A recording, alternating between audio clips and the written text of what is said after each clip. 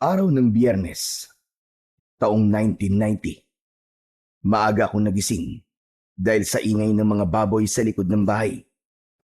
Mabilis akong bumangon nang maalala kong yun pala ang araw na kailangan namin maghatid ng mga baboy sa isang baryo na tawagin na lamang nating Baryo Santo Cristo. Antok na antok pa ako ng mga oras na yon, pero kailangan kong tulungan ang tatay ko. 5 malalaking baboy kasi ang ihahatid namin. Paglabas ko ng bahay, nakita ko si tatay na nililinisan na ang mga alaga namin. Naroon na rin ang truck na ginagamit namin sa paghatid. Tay, ang aga niyo naman po yatang gumising. Oo, kailangan kasing paliguan at linisan ng mga baboy na i-deliver natin eh. Lalo na't alam mo, malaki ang bayad nila kumpara sa bentahan ng mga buyer dito sa atin. Talaga po? Bakit naman po kaya, tay? Baka naman po manloloko yung nakausap niyo ah. Yung kunwari magpapadeliver tapos hindi naman po pala kukunin. Hindi anak, totoong tao yung kausap ko. Ikaw talaga oo. Kaya aga-aga negatibo agad ang iniisip mo. Malas sa negosyo ang ganyan anak. Sorry po, tay. Hindi lang po kasi ako makapaniwala na may taong bibili na mas mataas pa sa presyo sa palengke. Masyado naman po yatang galante yung customer natin, tay. Ako man anak, nagulat din sa alok niya. Pero sabi kasi nung nakausap ko, ang gusto daw niya ay mga buhay na baboy. Tapos ihahatid mismo sa baryo nila. Nahirapan daw kasi silang maghanap ng seller eh. Kaya nung may nakapagsabi daw sa kanya na nagdi-deliver ako at nagbebenta ng baboy, sinubukan niya akong kausapin. At yun na nga, kinontrata niya na ako. Tay, sino po ba kasi yung kausap nyo? Yung kapitan mismo ng baryo, si Kapitan Marcelo. Mabait daw na tao yun, sabi ng mga nakakakilala sa kanya. Saka, totoo daw na galante. Kung ganun, ayos naman po pala, tay. Walang problema. Maayos talaga. Kasi, maayos naman siya kausap eh. Noong una nga parang ayaw kong tanggapin kasi malayo pero doble agad yung presyo. Kaya yun, tinanggap ko na. Aba, sayang din yun, di ba? Ngayon pa namang kailangan na kailangan natin ng pera. Sa bagay, sayang nga naman po yun. Pero tay, ano po bang meron sa kanila? Bakit kailangan po nila ng madaming baboy? Sabi, may gaganapin daw na pesta. Talaga, tay? May piyesta?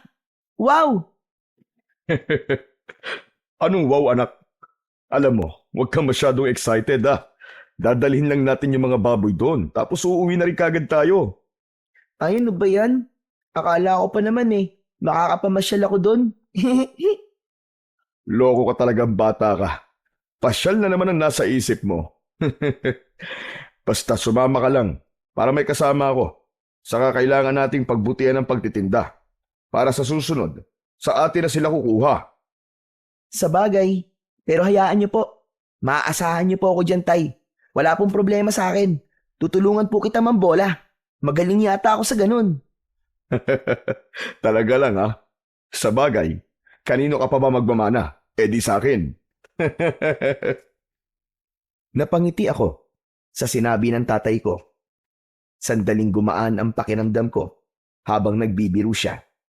Pero agad ding nawala ang ngiting yun nang bigla kong maalala ang tungkol sa mga fiesta. Ang huling punta o pasyal kasi namin sa piyestahan ay noong buhay pa ang nanay ko. Tay, naaalala niyo po ba yung huling piyesta na pinuntahan po natin kasama si nanay? Aba, syempre naman.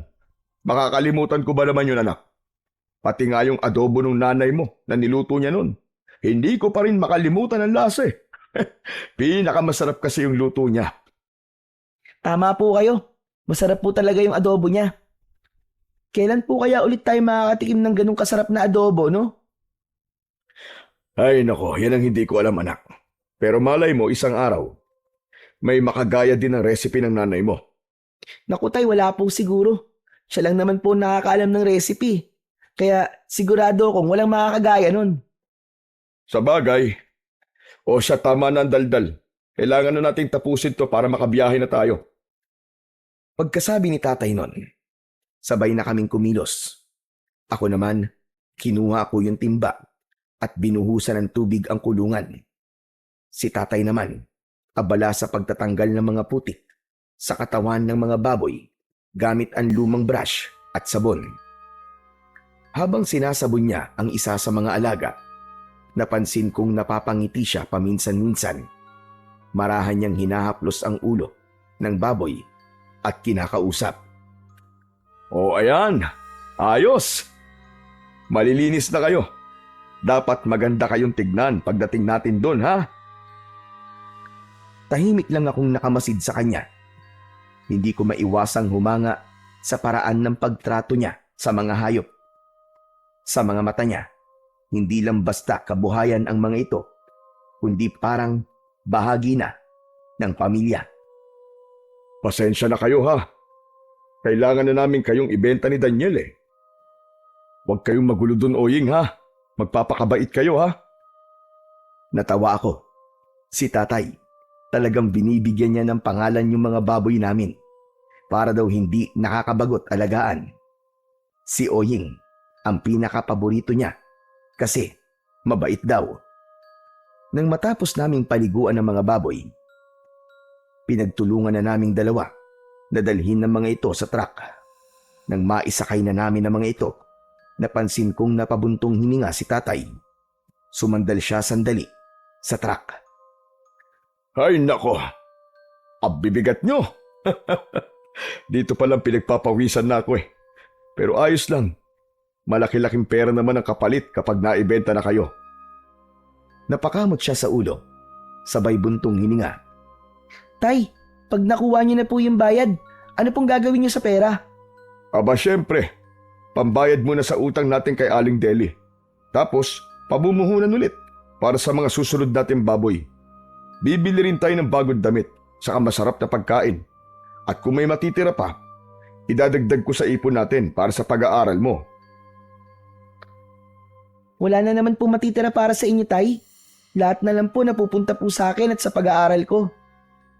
Naku, ayos lang yun, anak. Mas importante na makapag-aral ka. Hindi habang buhay na nandito lang tayo sa babuyan. Gusto kong makita kang magtapos. Para kahit papano, may marating kang mas maganda kaysa sa ganitong klase ng buhay. Napayuko ako at napangiti. Hindi man madalas na magpakita ng lambing si tatay. Ramdam ko sa bawat salita niya ang pagmamahal at grabing sakripisyo niya para sa akin. Pero maya-maya pa ay may bigla akong naalala. Tay, akala ko po ba bibili po kayo ng bago nating TV, yung colored po. Ay, oo nga pala, no? O sige, dahil may extra tayong kita ngayon, baka mabili na rin natin yon. Pwede na nating mapanood ng malinaw yung mga palabas sa gabi. Pero kung gusto mo, wag na muna yung bagong damit, ha? Para may dagdag budget tayo. Ayos lang po, tay. Mas gusto ko nga po yun eh. Para kapag may balita, hindi na po tayo nakikinig lang sa radyo. Tsaka gusto ko pong mapanood ulit si Dolphy. O sige, akong bahala doon. O sige na anak, maghanda ka na. Punuin mo yung jug ng tubig at baka maubusan tayo sa daan. Ako naman itatali ko na tong kulungan sa truck para masigurong hindi makakalabas ang mga baboy. Baka mamaya makatakas pa. Pera na, naging bato pa. Sige po, tay. Tumakbo ako, papasok sa bahay. Kinuha ko ang jug at pinunuyon ng malamig na tubig. Dinala ko na rin yung mga baon naming tinapay at kape sa garapon. Paglabas ko, nakita ko si tatay na inaayos na ang mga tali ng baboy at tiniyak na matibay ito. Lumapit ako sa kanya at inabutan ko siya ng tinapay. Tay, baka gutom na po kayo. Kain muna tayo bago bumiyahe. Mamaya na lang sa daan anak. Sayang oras, baka abutan pa tayo ng tanghali sa kalsada. Mas gusto ko makarating kagad tayo bago magtanghalian. Tumango ako. Muling itinago ko ang mga tinapay. Naglakad na si tatay at umakyat sa itaas ng truck. Agad na din akong sumunod. O ano anak, handa ka na ba? Siyempre naman po. Ako pa ba? Inistart na ng tatay ko ang makina ng truck. Umugong ito at dahan-dahan kaming lumabas ng bakuran. Bigla ako napatingin sa bahay namin. Ewan ko ba, pero may kakaibang bigat akong naramdaman sa dibdib. Parang may naririnig ako sa isip ko na nagsasabing bumalik kami at wag nang tumuloy. Parang gusto kong bumaba bigla at tumakbo pabalik ng bahay. Hindi ko alam kung bakit, pero yung pakiramdam ko ng mga oras na yun, parang yun na ang huling pagkakataon na makikita ko ang bahay namin. Sasabihin ko sana yun kay tatay, pero naduwag ako. Napatitig ako sa mukha niya. Masaya kasi siya. Halatang excited sa kikitain namin. Paglingon ko muli sa bahay, napansin ko ang isang itim na aso sa harap ng bakuran. Nakatayo lang ito roon, nakatingin sa amin. Kakaiba ang itsura niya. Hindi ito mukhang karaniwang aso lang. Mas malaki at ang balahibo nito itim na itim. Mas mukha siyang asong lobo nang titigan kong mabuti. Tay, tinan niyo may aso po sa bahay oh. Biglang tumigil ang truck. Napatingin si tatay sa direksyong sinabi ko. Ha? Anong aso? Nasaan? Ayun po oh. Wala naman akong nakikita, Daniela. Ano bang aso yung sinasabi mo? Wala naman tayong alagang aso, di ba? Opo, wala nga po. Kaya nga po nagtataka ako kung bakit may aso eh. Ayun po oh, nakatitig po siya sa atin. Naglalaway po ang bibig niya tapos, ayun oh, ang pula-pula po ng mga mata niya. Parang... Hindi ko na naituloy ang sasabihin ko sa tatay ko. Bigla kasing umalulong yung aso. Malakas, mahaba, parang may gustong sabihin. Agad na tumayo ang balahibo ko sa batok. Sandali nga. Mukhang namamalikmata ka o namamaligno, anak ka. Teka. May ibibigay ako sa'yo. Sandali lang. May kinuha siya mula sa ilalim ng t-shirt niya. Inilabas niya mula doon ng isang kwintas na may palamuting gintong medalyon na may ukit ng araw sa gitna. Luma na ito. Medyo nangingitim na ang kwintas. Ano po yan, tay? Agimat to, anak. Minana ko pa sa lolo ko. Sabi niya, mabisang panlaban daw sa mga masasamang nilalang. Wow, talaga po? Paano po ginagamit yan? Ewan ko rin, anak eh. Hindi ko pa kasi nasusubukan. Ginagamit ko lang to bilang pampaswerte sa negosyo at sa awa naman ng Diyos, mukhang gumagana naman. Ang ganda po niyan, tay. Pero bakit niyo po binibigay sa akin? Para hindi ka na matakot. Para hindi mo na makita kung ano man yung mga nakikita mong kakaiba. O heto, isuot mo na para may proteksyon ka. Dahan-dahan niyang isinabit sa leeg ko ang medalyon. Nang dumampi ito sa balat ko, para akong nakuryente ng bagya. Napapikit ako sandali. Pagbulat ko, tumingin ako ulit sa direksyon ng aso. Ngunit wala na ito. Tay! Biglang nawala yung aso. Ayos yan. Sabi ko naman sa iyo eh. O siya, tara na. At baka abutin pa tayo ng tanghali. Umusad muli ang truck. Habang tumatakbo kami sa kalsada, hindi ko maiwasang lumingon-lingon sa paligid. Pagtingin ko sa side mirror, parang may mabilis na aninong dumaan at sumampa sa likod ng truck. Mabilis lang, pero sigurado kung may nakita ako. Agad akong napalingon sa likuran. Pero wala naman akong nakita. Kinilabutan ako. Hindi ko na lang sinabi kay tatay dahil baka sasabihin na naman niyang guni-guni ko lang. Dahan-dahan kong hinawakan ang agimat na nakasabit sa leeg ko at pinisilyon ng maigpit. Tahimik akong nanalangin na sana, totoo nga, ang bisa ng medalyon. Makalipas ang 2 oras, nakarating na kami sa bayan kung saan namin katatagpuin ang lalaking magtuturo sa amin ng baryo ng Santo Cristo. Pumarada kami sa may gilid ng kalsada. Habang naghihintay kami, may lumapit na lalaking payat, maputla at halos hindi kumukurap. Parang galing sa mahabang sakit o ilang araw na walang tulog. Kayo po ba maghahatid ng baboy? Oo. Ako nga. Si Erning ka ba? Ako nga po. Ako na po sasama sa inyo sa Santo Cristo. Tumango ang tatay ko at binuksan ang pintuan ng truck. Sa tabi ko siya sumakay. Napansin kong nanginginig ng bagya ang mga daliri niya at nang aksidente kong mahawakan ng kamay niya, nanlamig ako. Literal. Parang may hinawakan akong yelo. Basa rin ang palad niya pero hindi pawis. Parang tubig na malamig na may kakaibang lagkit. Matagal na po ba kayong taga roon? Aba, oo, matagal na. Malayo pa po ba tayo? Medyo. Mga 1 oras nandun na siguro tayo. Alam mo, mabuti naman at sinundo mo kami ano. Mahirap kasi bumiyahe na malayo tapos hindi mo alam kung saan ang lugar. Walang problema. Si Kapitan mismo nag-utos sa akin para sunduin kayo. Masaya siya't pumayag kayo maghatid ng baboy. Matagal na kaya naming inaabangan ng piyesta. Mang Erning, mababait po ba ang mga tao po dun sa lugar nyo? Aba, oo naman. Mababait ang mga tao sa amin. Parang ako. Ganon? Pero parang hindi naman eh. Daniel, wag ganyan na. Sorry po, Tay. Sorry din po, Mang Erning. Natawa lang ang lalaki. Pero kakaiba ang tunog ng tawa niya. Mababa, tapos para siyang nasamid at tumigil sa paghinga. Tumingin siya sa akin. Nandidilat ang kanyang mga mata. Mabait naman talaga ako eh. Pero sabi ng iba, tahimik ako at hindi pala bati sa mga tao. Naku mahiyain ka pala ano? Ngumisi siya, sabay labas ng dila para basain ang labi. Pero may napansin akong kakaiba.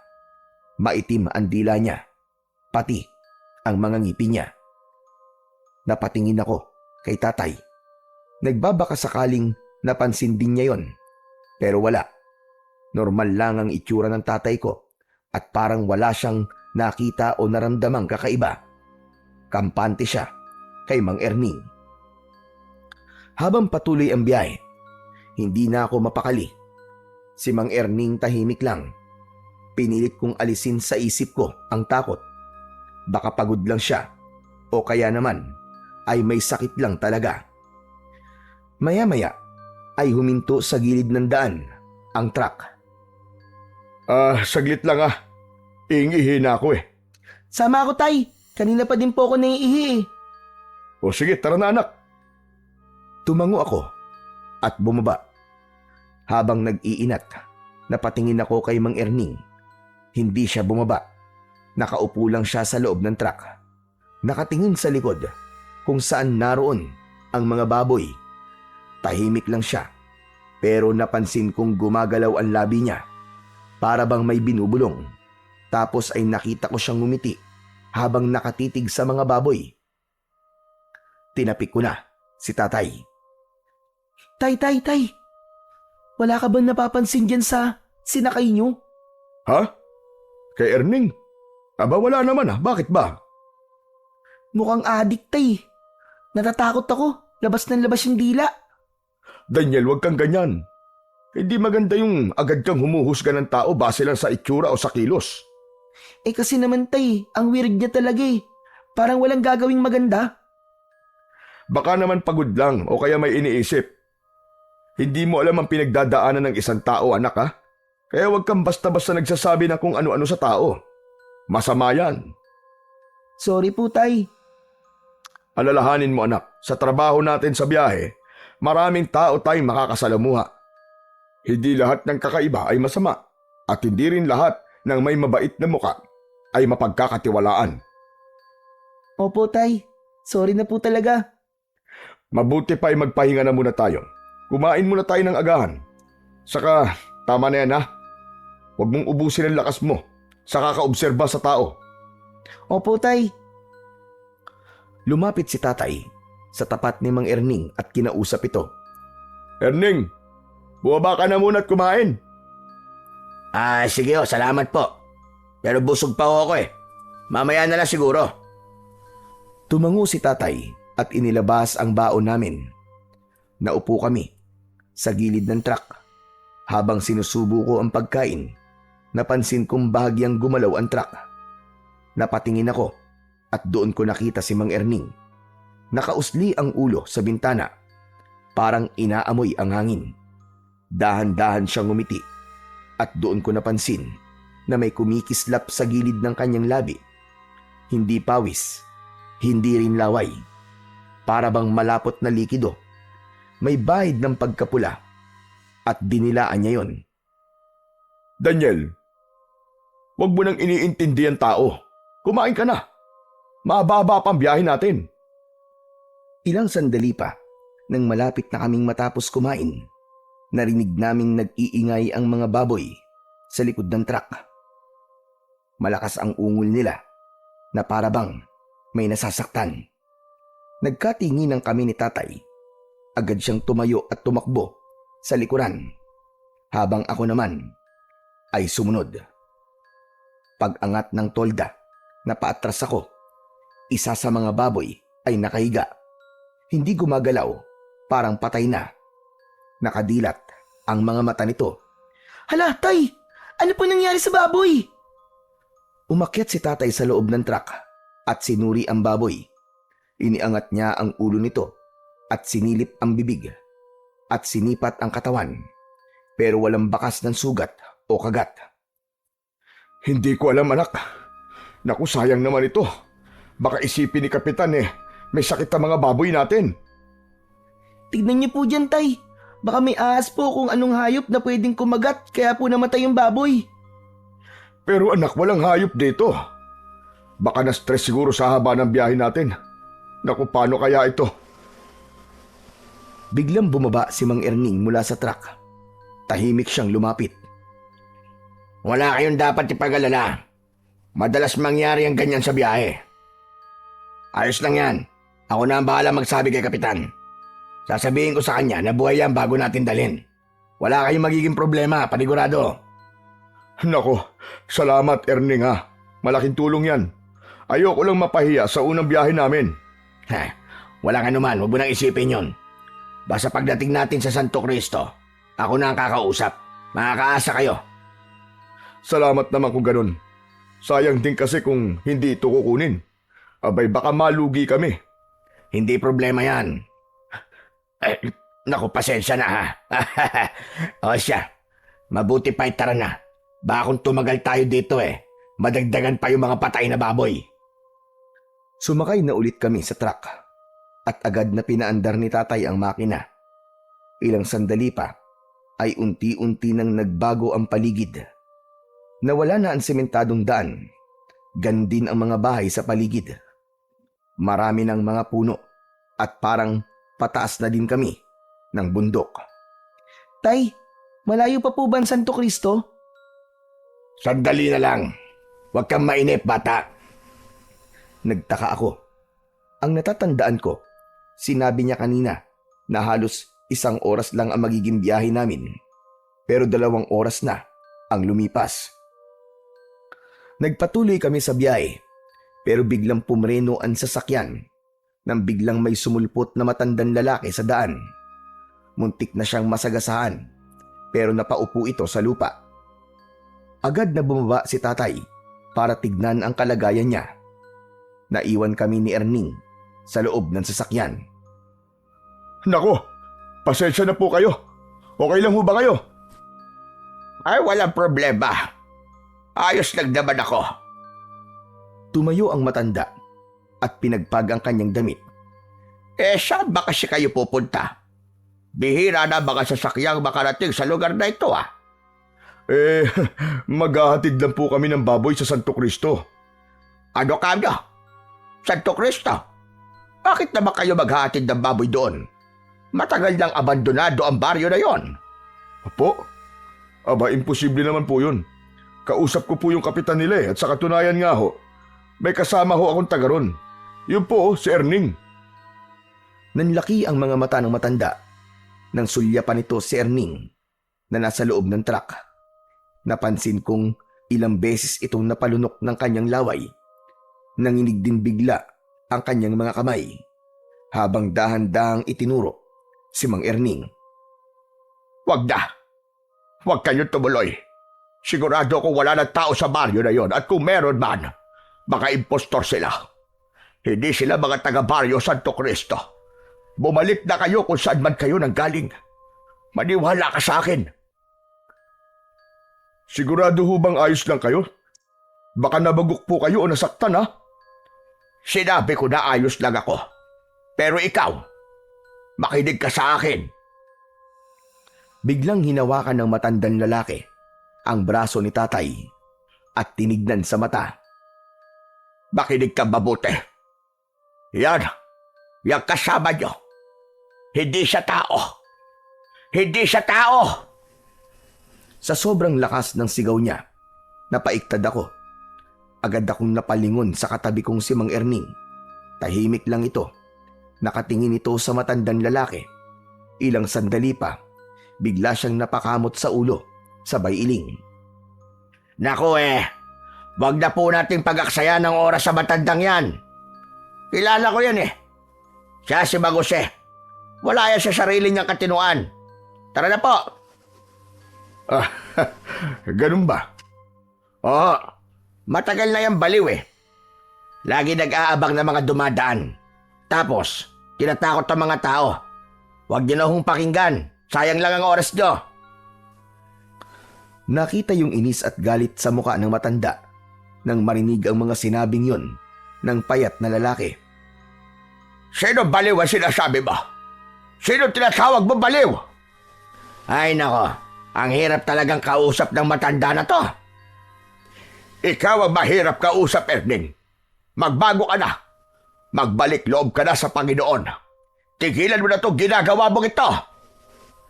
Teka, kilala ka po niya?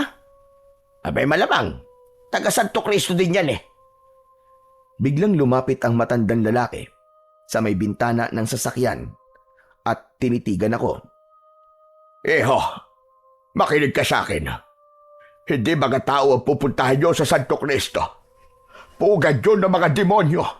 Mga demonyong nakatira doon. Tama na ho kayo, Lolose. Puro kasinungalingan na lang ang lumalabas sa bibig nyo Paulit-ulit nyo lang sinasabi yan sa lahat ng dumaraan dito. Hindi ako nagsisinungaling. Ikaw nga itong... Ikaw itong matagal lang hindi dapat na nandito. Napalunok ako. Hindi ko maintindihan kung ano ang ibig sabihin ng matanda. Si tatay naman ay nakatingin lang, halatang naguguluhan na rin. Magtago ka man sa mukha ng tao. Kilala ko ang amoy mong hayop ka. Huwag mo akong pagtawanan. Ito lang ang masasabi ko. Isinusumpa kita. Kapag may nangyari masama sa mga ito, mananagot ka sa akin. Isusumpa kita hanggang sa mabulok ang laman mo. Baliw! Halos manginig sa galit ang matandang lalaki, habang si Mang Erning naman ay tuloy lang sa pagtawa. Parang wala lang sa kanya ang lahat. Ako man, mas lalo pang kinilabutan. Hindi ko alam kung bakit, pero may kakaiba talaga sa tawa ni Erning.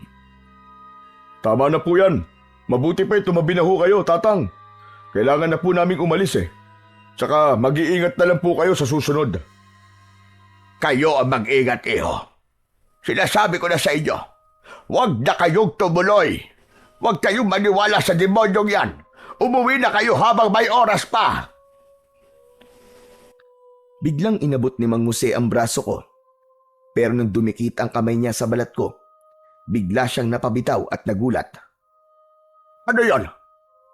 Ano yon? Bakit parang may kuryente ang katawan mo? Ano ka ba? Nanlaki ang mga mata niya habang nakatingin sa akin. Hindi ako makasagot. Si tatay naman, agad niyang inilayo sa akin ang matanda. Tama na ho. Tinatakot yun na ho ang anak ko Pasensya na rin pero kailangan na rin talaga naming umalis. Sige ho, paalam na po sa inyo, Tatang. Sinabihan ako ni tatay na isarado na muna ang bintana. Kaya agad ko naman yung ginawa. Umakyat na din siya at pinaandar na ang sasakyan. Habang papaalis kami, narinig ko na sumisigaw pa rin yung matanda. Umuwi na kayo! Mamamatay kayo dyan sa Santo Cristo! Wala nang tao doon! Matagal nang walang tao sa baryong yon! Walang nagsalita sa amin. Si tatay nakatutok na sa daan at si Mang Erning naman tulala. Sinilip ko sa side mirror ang matanda. Nandoon pa din siya, nakatingin sa sasakyan namin. Tapos may nakita kong isang uwak na lumipad at dumapo sa balikat niya. Mang Erning, ano pong nangyari sa matandang yun? Bakit po siya nabaliw? Napatingin si Mang Erning sa akin saglit. Tapos bumuntong hininga bago sumagot. Hindi naman siya dating ganun eh. Si Mang Jose, dating antingero yon. Siya yung nilalapitan ng mga tao kapag may sakit. Pero nagbago ang lahat nang mamatay ang pamilya niya. Namatayan siya? Anong kinamatay? Nasunog. Wala ni isa sa asawa at mga anak niyang nakaligtas. Simula nun, nakikita na siyang palagi nagsasalitang mag-isa. Hindi na din siya makausap ng matino. Nako, kawawa naman pala yung tao. Siguro hindi kinaya ng isip niya yung nangyari. Hindi talaga. Pero, hindi naman nakakaawa ang matandang yun eh. Ha? Aba, bakit mo naman nasabi? Kasi chismis sa baryo namin na natuto siyang mangkulam. Ano? Mangkukulam yung matandang yun? Hindi ko rin alam kung totoo. Sabi-sabi lang naman kasi yun sa amin. Kasi may mga nagsasabi na mula nang masunog ang bahay niya, tumuloy siya sa isang maliit at lumang kubo sa may likod na sementeryo. Oh, ano naman pong kinalaman nun sa pagbabago po niya? Porke po ba tumira po siya sa sementeryo, mangkukulam na po kagad? Hindi ganon. Ang sabi nila, yung matandang yon, naghangad ng labis na kapangyarihan. Makalipas ang ilang buwan na inilibing ang asawa niya, hinukay daw niya ito at kinuha ang isang parte ng tuhod ng asawa. Ano? Kinuha ang tuhod? Ang tinutukoy mo ba yung mutya ng tuway-tuway? Yon, nakuha mo. Yun nga ang tawag sa agimat na yon. Tuway-tuway? Isang agimat na galing sa patay na tao? Grabe naman yun. Kawawa naman yung asawa niya, patay na nga, hindi pa pinatahimik. Totoo yan. Hindi talaga matatahimik ang kaluluwa ng isang patay dahil kakapit ito sa katawan ng tao may hawak nito. Kapag merong ang ganun, ang kaluluwa ng patay ay maaari mong alipinin. Pwede mo siyang utusan, pwede kang humiling, at kung ano-ano pa. Grabe, nakakatakot naman po yun, Tay. Talagang nakakatakot, anak. Ngayon ay naniniwala na ako sa iyo, Erning. Kasi ang mutya ng tuway-tuway ay madalas ginagamit ng mga nananampalataya sa mga demonyo. Yung bang mga kampo ng kadiliman. Kaya siguro nabaliw. Kaya siya naging mangkukulam. Tama ka. Kaya nga siya naging baliw dahil doon. Kaya wag na natin pag-aksayan ng oras yung matandang yon. Malapit na pala tayo. Pagkasabi nito, ay napatingin ako sa labas. Unti-unti nang nagiging makitid ang daan. Sa kaliwa ay bangin at sa kanan naman ay mga matataas na puno. Wow! Ang ganda naman po dito sa lugar nyo. Aba, maganda talaga dito. O siya, iliko nyo na po dyan sa kaliwa. Dahan-dahang nagminor si tatay at iniliko ang sasakyan. Maya-maya pa ay nakita ko na ang mga banderitas na nakasabit sa mga puno.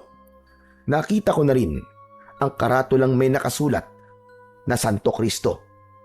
Pagpasok namin sa looban, napansin kong tahimik ang buong lugar. Wala halos tao sa labas. Ang ilang mga bahay na nadaanan namin ay luma at sira na, pero malinis at walang masyadong kalat sa mga bakuran. Tumingin ako sa kanan at nakita ko ang isang matandang babae na nakaupo sa bangko sa tapat ng isang bahay. Hindi siya gumagalaw, parang nakatitig lang sa amin habang dumadaan. Nang magtagpo ang aming mga mata, mabilis akong umiwas ng tingin. Pagkaraan ng ilang sandali, nagsalita si Mang Erning. Oh, ayan na. Ayan na yung bahay ni Kapitan. Hinto mo sa tabi. Pumarada ka na lang dyan. Agad na itinabi ni tatay ang sasakyan. Pagkahinto, bumaba siya kagad. Sumunod ako, pati na si Mang Erning. Napansin kong may ilang lalaki sa harap ng bahay. Nakaupo sa mahabang bangko habang nagkwekwentuhan. Pagkakita nila sa amin, agad silang tumayo at ngumiti.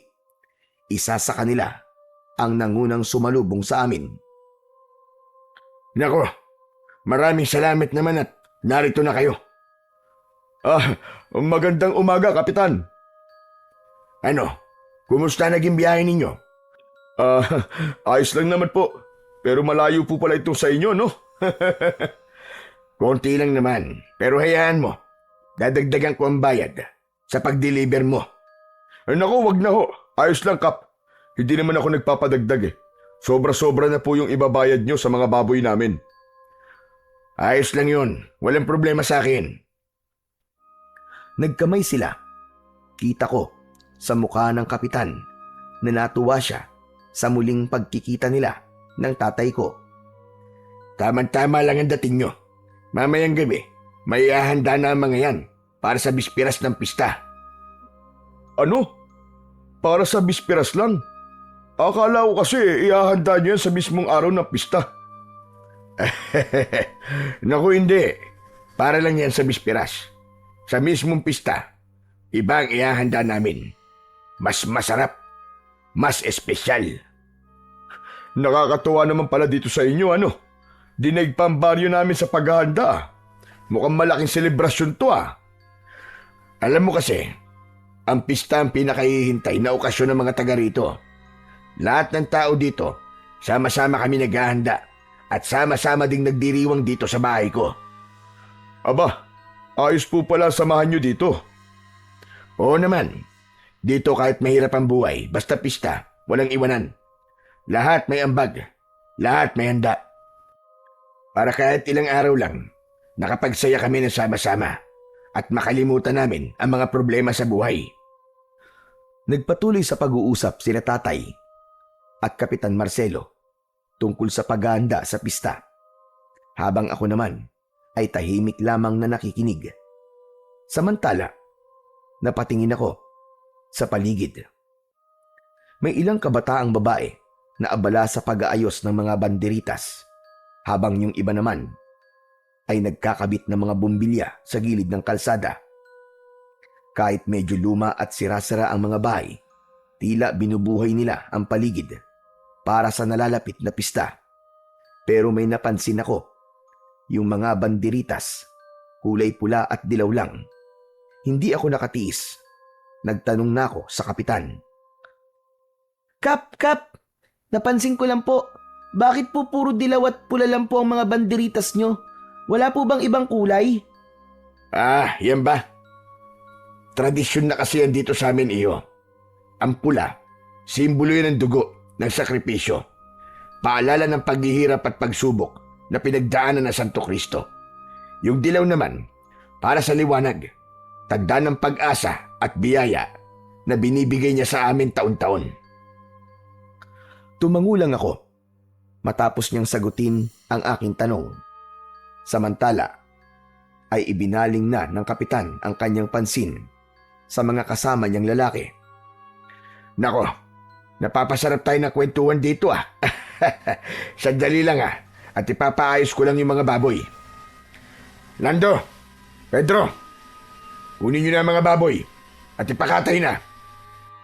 Agad na sumunod ang mga lalaki sa utos ng kapitan. Lumapit sila sa truck at binuksan ang trapal.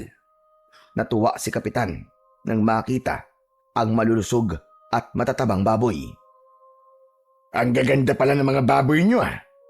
At ang lilinis pa. Mukhang inalagaan ng maayos. Ngumiti si tatay, pero napansin kong biglang natigilan si kapitan nang mapansin niya ang patay na baboy. Oh, sandali lang. Bakit may patay na isa? Ano nangyari rito? Medyo natigilan si tatay, pero bago pa siya makasagot, sumingit si Erning. Kap, namatayan sa init habang nasa biyahe. Buhay pa yan nung sinundo nila ako sa bayan eh. Tahimik lang si kapitan. Tinignan niya yung patay na baboy. Parang nag-iisip kung ano ang dapat na gawin. Maya-maya lang ay tumango siya. O sige na. Ibaba nyo na rin yan.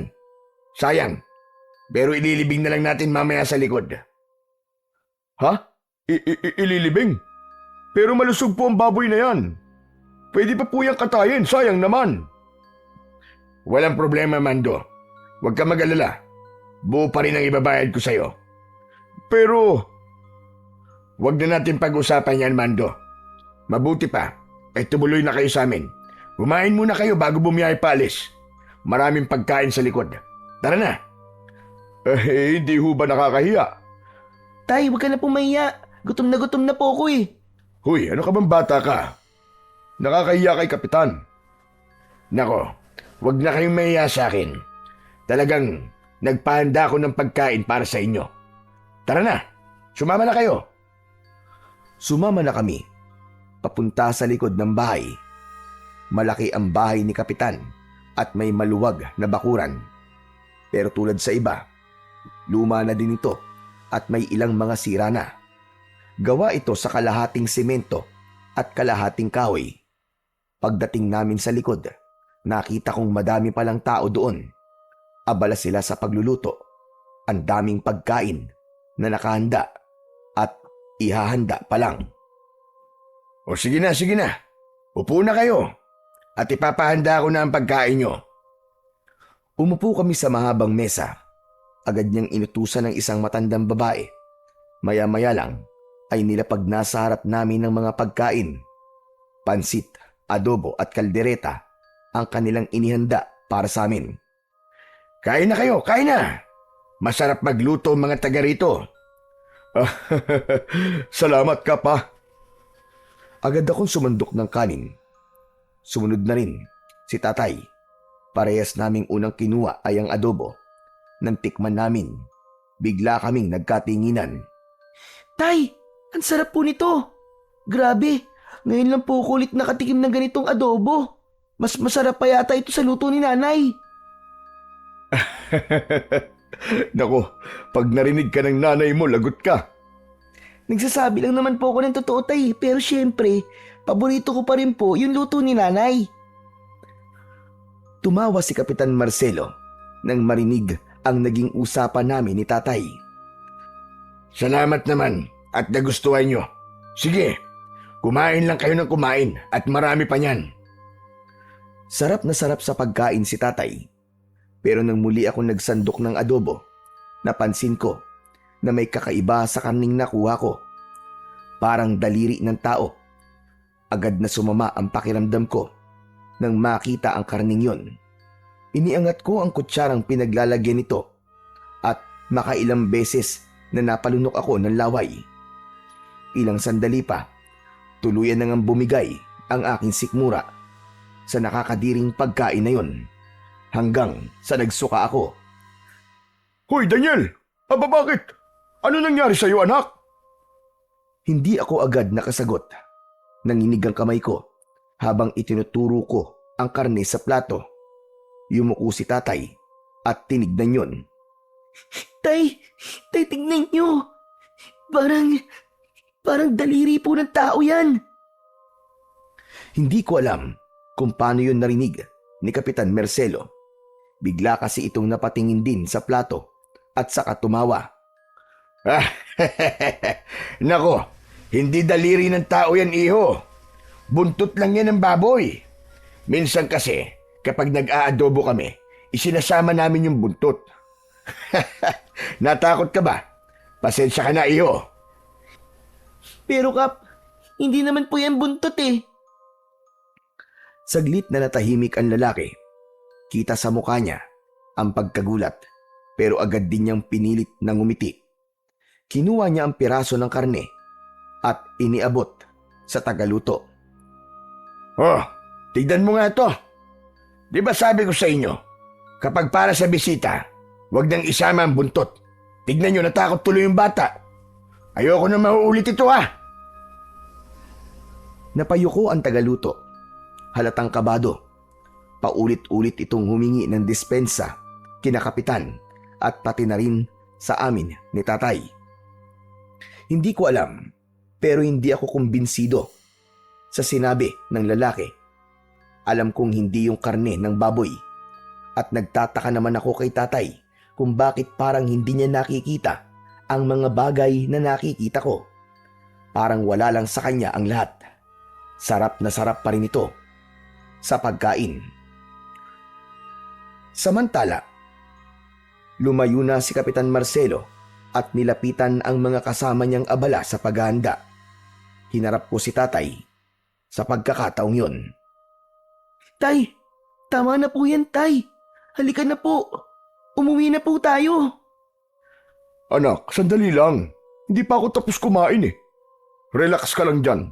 Mabuti pa tikman mo itong kaldereta. Masarap din ito. Ayoko na pong kumain, tay. Mamaya na lang po sa bahay. Ikaw ang bahala. Tumahimik ako sandali. Nagmasid ako sa paligid. Nakita ko ang mga nagluluto. Titig na titig sa akin. Lahat sila sinusundan ako ng tingin. Natakot ako lalo at nakita kong tila walang emosyon ang kanilang mga muka. Napansin ni tatay ang pananahimik ko. Sinulyapan niya ako at nang makita niyang may tinitignan ako, sinundan niya ito ng tingin. Pagharap sa kanila ni tatay, bigla silang ngumiti. Bigla silang tila naging normal na para bang mga inosente. Hoy, bakit ganyan ka makatingin sa mga tao? Pambihira ka naman. Naku ikaw Daniel ha, tigilan mo yung kakaganyan mo. Sorry po, tay. Nang mapansin ni Kapitan Marcelo, natapos nang kumain si tatay, agad siyang lumapit sa amin. Nakangiti ito habang hawak ang isang makapal na sobre. Binuksan niya yon sa harap namin at nagsimulang magbilang ng pera. Oh, Mando. Ito ang bayad ha. Dinagdagan ko na rin ng konti. Pambawi sa pagod nyo at sa gasolinang ginamit panghatid dito. Maraming salamat, Kapitan. Malaking tulong ho sa amin ito ng anak ko. Nako, maliit na bagay lang yan. Saka, pakonsuelo ko yan para sa susunod na kailanganin namin ng baboy. Sa'yo na kami kukuha palagi. Ngumiti si tatay, halatang natuwa sa sinabi ng kapitan. Maya-maya pa ay nagpaalam na din si tatay. Oo, sige. Ingat kayo sa biyahe ha. Sana, makabalik kayo ng ligtas. Paglabas namin, para akong nabunutan ng tinik. Gumaan ang dibdib ko kahit papano.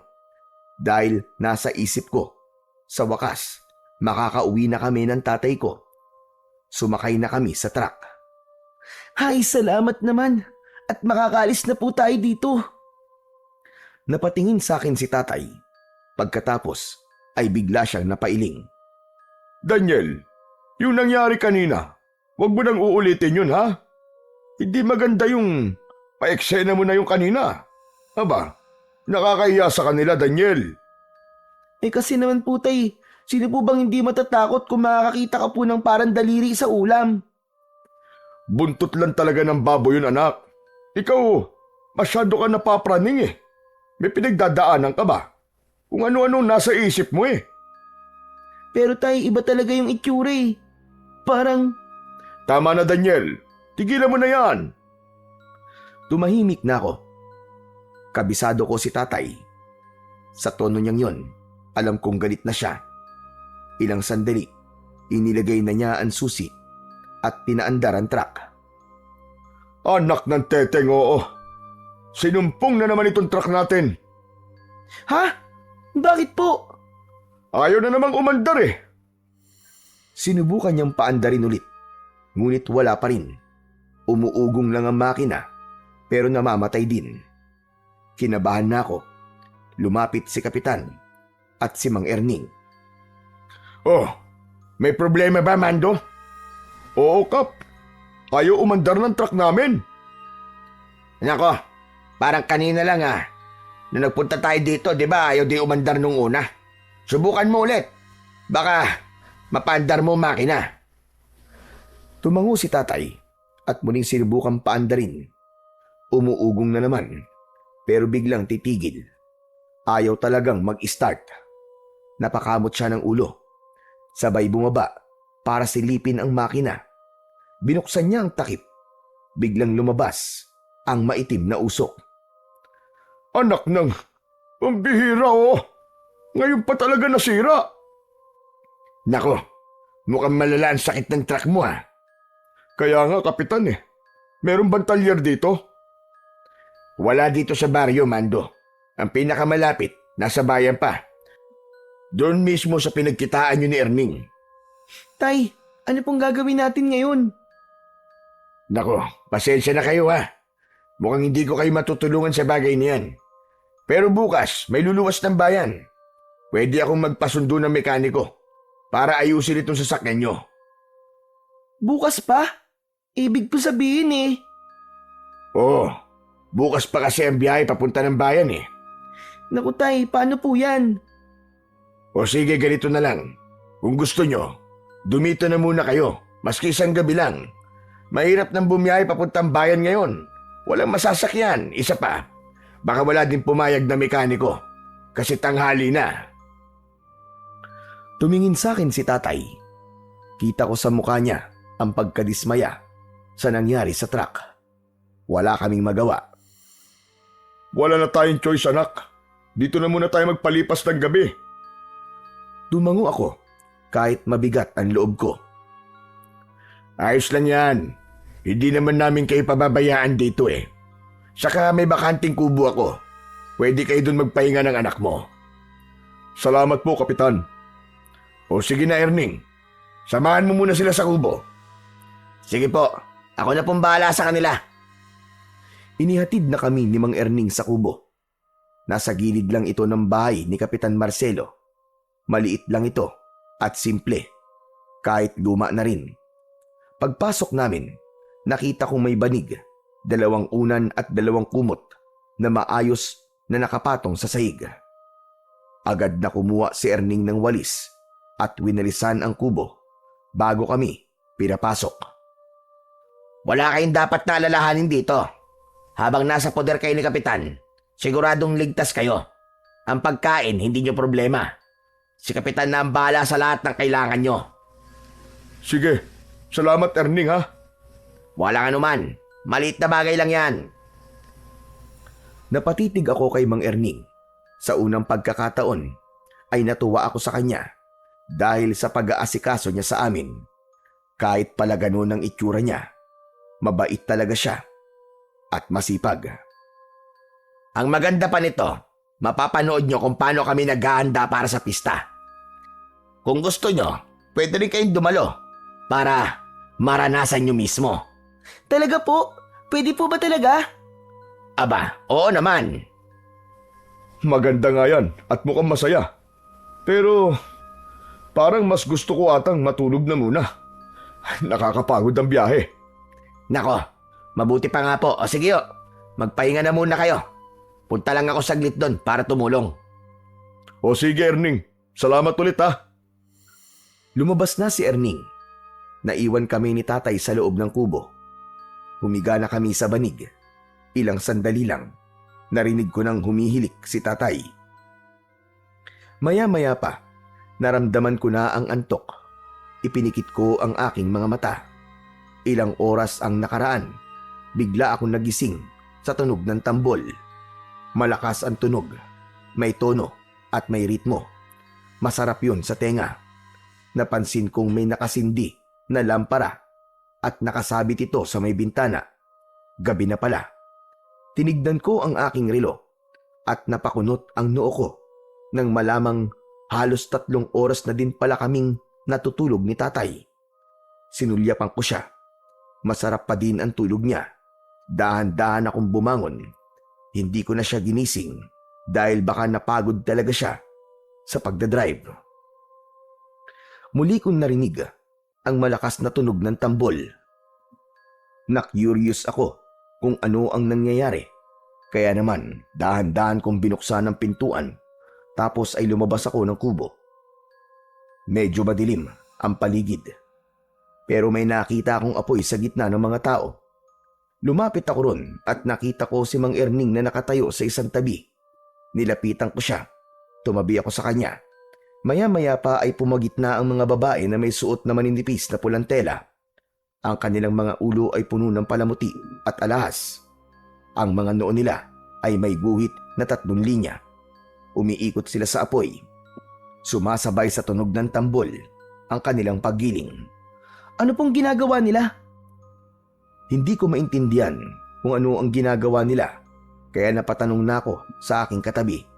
Pero hindi siya sumagot. Bigla akong napatingin sa kanya at doon ko nakitang nakatitig siya sa mga babaeng sumasayaw. Walang emosyon ng kanyang muka, kahit hindi ko alam kung natutuwa ba siya o nagagalit. Ang sabi ko po, ano pong ginagawa nila? Bakit po sila sumasayaw?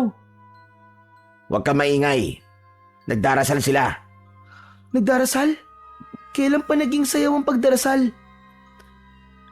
Hindi siya sumagot. Nang tumingin ako sa kanya, napansin kong pinanonood na naman niya ang mga sumasayaw. Maya-maya pa ay nagsalita na ang mga babae.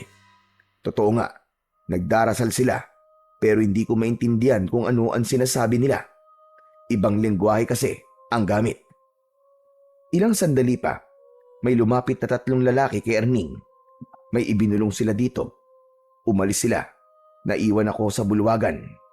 Nanood pa ako ng konti, pero nang nainip ako, nagdesisyon na akong bumalik sa kubo. Naglakad na ako pabalik ng kubo.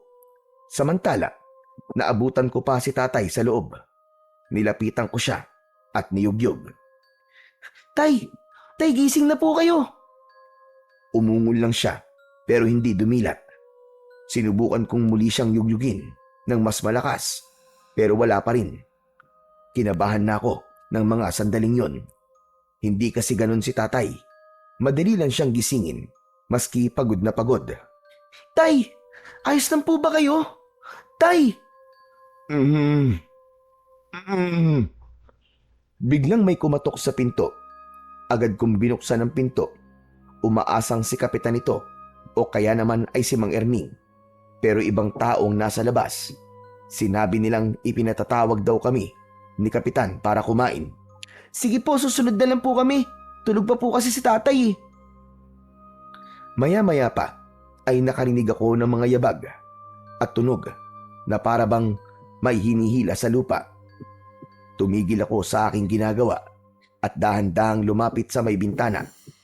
Sumilip ako mula roon at doon ko nakita ang ilang kalalakian na may kinakaladkad na tao.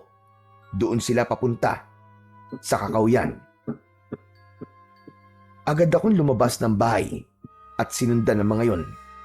Malakas kasi ang kutob kong parang kilala ko kung sino ang taong hinihila nila.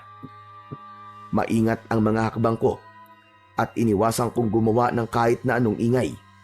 Nagtago din ako sa mga puno para hindi ako makita. Maya-maya pa'y huminto sila. Nakita ko si Mang Erning na duguan at maraming sugat ang katawan. Doon ko lang nakita na kasama din pala si Kapitan Marcelo. Tama na po. Tama na, hindi ko sinasadya. Tama na po. Hindi sinasadya. Siraulo ka pala eh. Kailan ko inutos sa'yo? Napakialaman mo mga baboy na yon. Alam mo, kanina pa talaga ako nagtitimpi sa yung hayop ka. Hindi lang kita masaktan dahil doon sa dalawa na yon. Tama na. Hindi ko na uulitin. Tama na po. Huwag niyo na po akong saktan, Kapitan. Parang awa niyo na. Alam mo ang batas ko, Erning. Kamatayan. Yan ang parusa sa mga lumalabag sa akin. Nauhaw lang naman po ako sa dugo eh. Hindi ko na ho napigilan eh. Kinilabutan ako sa mga narinig ko. Pero hindi masyadong mapagdugtong-dugtong ang ibig sabihin ng pinag-uusapan nila. Pakiramdam ko ay pinarurusahan si Mang Erning dahil sa baboy. Ito kaya yung baboy na hinatid namin, yung namatay? Napatanong ako sa isip ko habang pinagmamasdan sila. Hindi ko maintindihan kung bakit meron akong naririnig na nauuhaw ng dugo. Tapos ay galit na galit pa ang kapitan.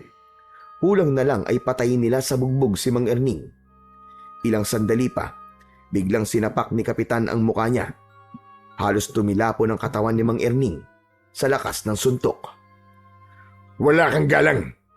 Alam mong gagamitin natin ang mga baboy sa ritual. Sagrado ang dugo nila.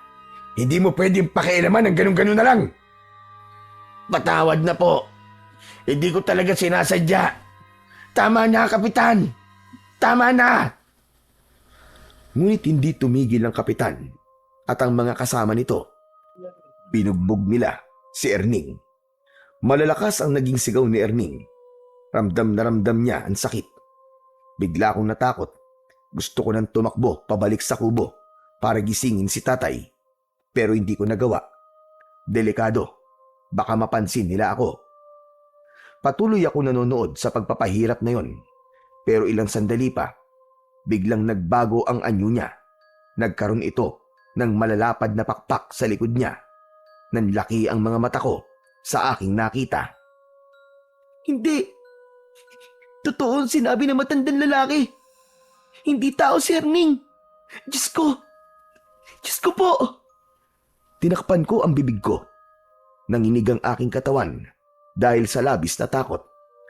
Sinubukan niyang lumipad pero bigla ding nagbago ang katawan ni kapitan. Lumaki ang katawan nito. Nagkaroon siya ng sungay sa ulo. Maitim na maitim ang kanyang balat at meron siyang matatalas na mga pangil. Hindi na ako makahinga. Naalala ko bigla ang sinabi ng matandang lalaki. Iho, makinig ka sa akin. Hindi mga tao ang pupuntahan nyo sa Santo Cristo. Pugad yun ng mga demonyo. Paulit-ulit kong narinig yun habang nakikita kong unti-unti na rin nagbabago ang anyo ng mga kasama ni kapitan.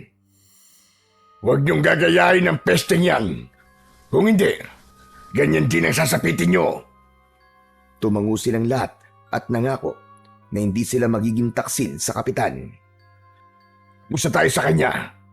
Mabuti pa iandan niyo na ang mga baboy para sa ritual. Tapos, ay kunin na din ang mga bisita. Dalhin sila sa gitna ng bulwagan.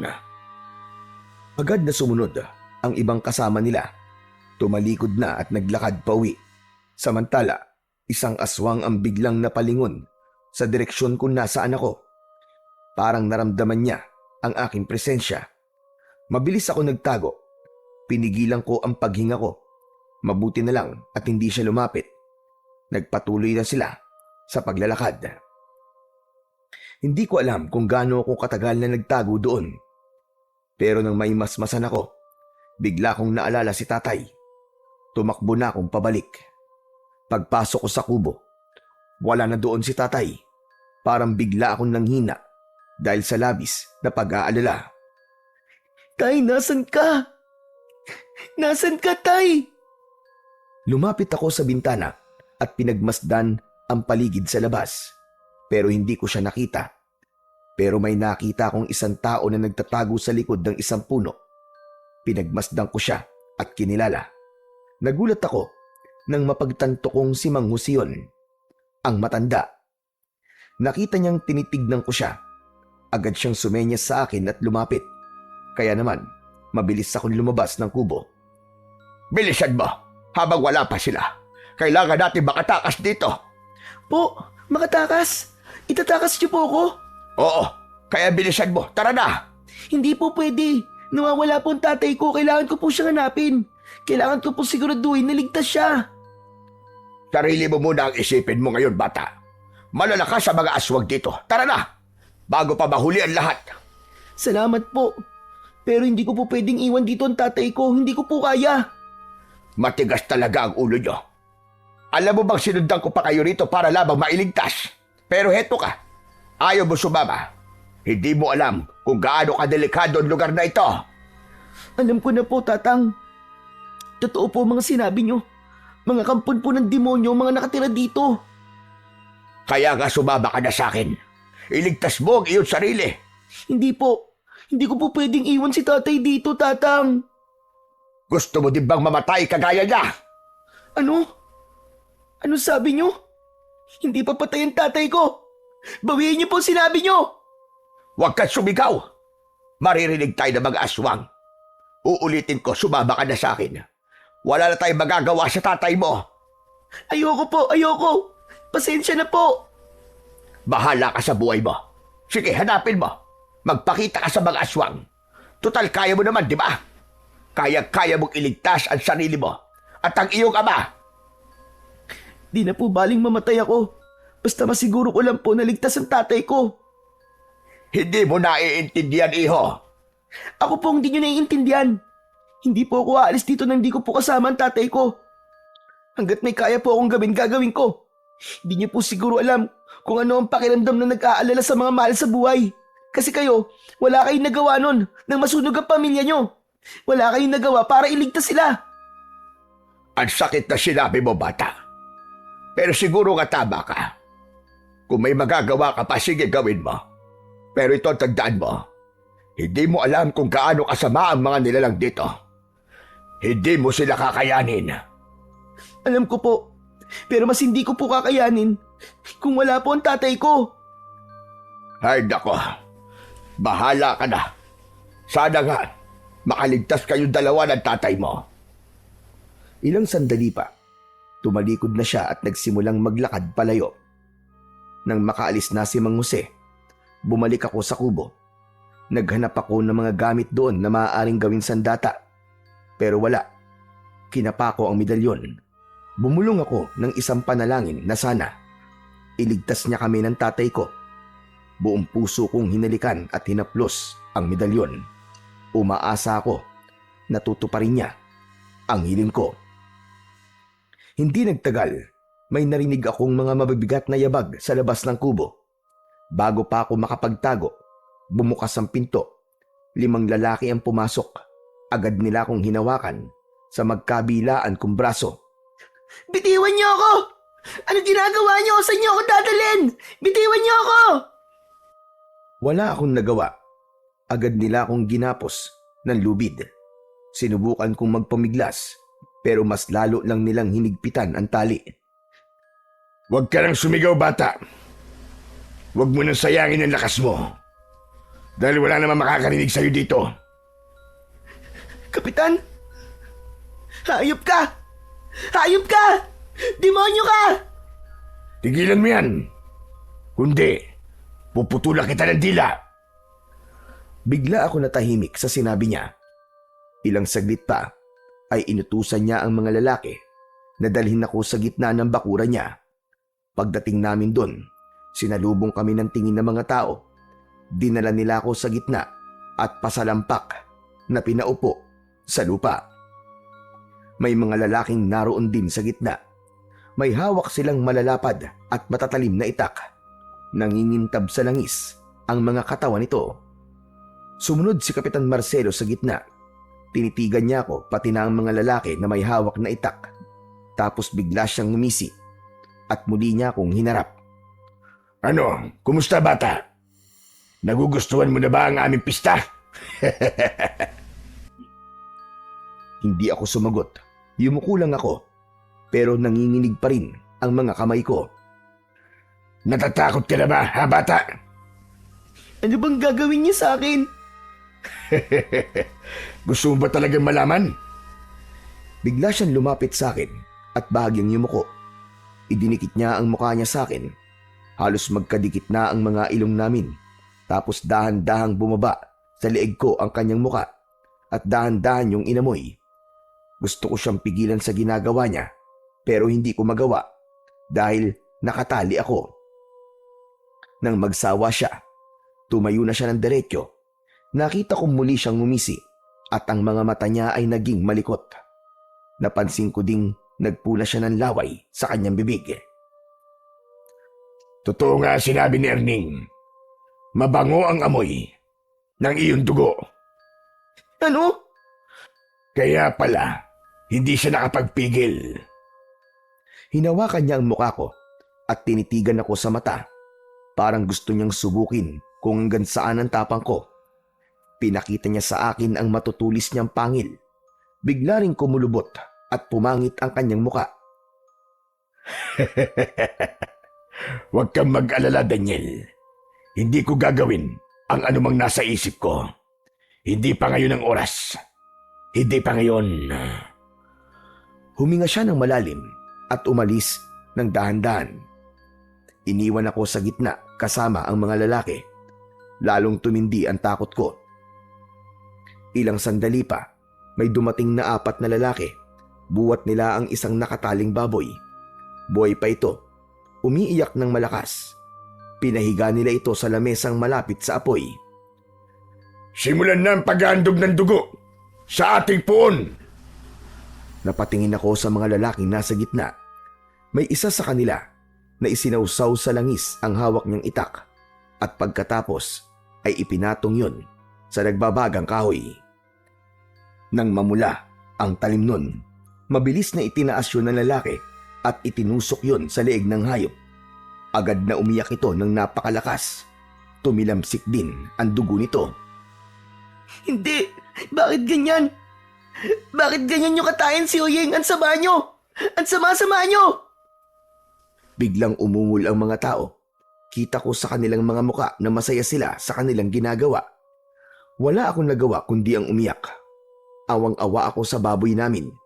Hindi ko matanggap na pinahihirapan nila ng ganun si Oyeng. Sa awa at galit ko, bigla kong napatayo. Pero agad na may 2 lalaki na pumigil sa balikat ko. Sinabi nilang wag akong kikilos kung ayaw kong matulad sa baboy. Maghintay lang daw ako at darating din ang oras ko. Ano? Anong ibig mo sabihin? Hindi siya sumagot. Tinignan ko ang paligid. Nakita ko ang 2 babae sa likod ng mga lalaking may itak. May iniaabot ang mga ito sa kanila. Parang malaking sangkalan ng karne. Nanlamig ang katawan ko. Hindi ko alam kung ano ang susunod nilang gagawin. Gusto ko nang sumigaw. Gusto ko silang murahin. Lahat ng sumpa ay gusto ko nang sabihin sa kanila. Pero hindi ko magawa dahil sa takot akong maputulan ng dila. Malakas ang paghinga ko. Siguro ay naramdaman yun ni Kapitan Marcelo hanggang sa tumingin siya sa akin. Huwag kang kabahan, Daniel. Lahat ng ito ay parte ng selebrasyon. Hayaan mo, ilang sandali na lang, magiging bahagi ka na rin ito. Bahagi? Anong ibig mo sabihin? Malalaman mo rin sa tamang oras. Huwag ka na magpaligoy-ligoy pa. Alam ko, napapatayin niyo ako. Matalino kang bata.